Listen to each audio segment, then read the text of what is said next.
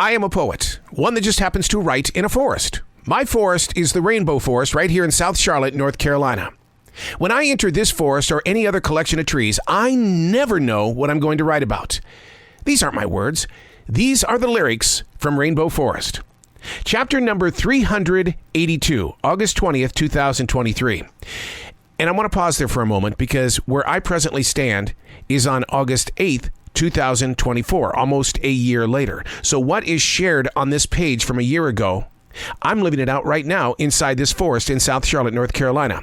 Hurricane Debbie is now a tropical storm, and my forest is under attack at this moment. So I guess a year from now, we'll be talking about this storm and the effects that it's had, the flooding, the trees coming down, and the major loss that's out there. But August 20th, 2023.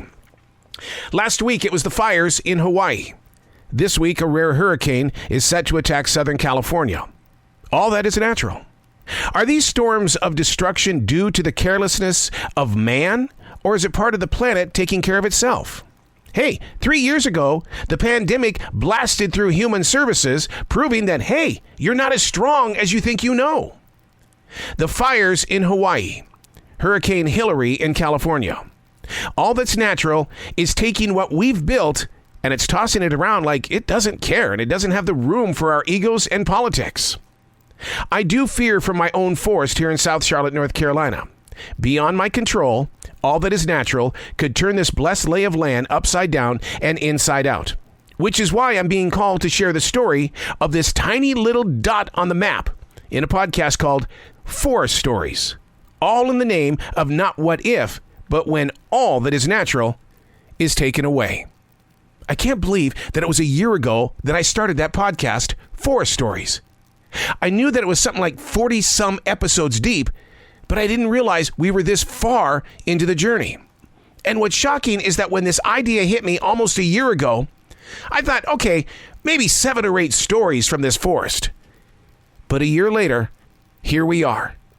Not only were they having the wildfires in Hawaii and the hurricane in California, but today, we're going through Tropical Storm Debbie. Writing the story. It's so important. Where you are, your tiny dot on the map, it still has an amazing presence, not just here, but up there and out there. If we lose our technique of sharing stories, then the generations themselves will be missing out on something that is so valuable.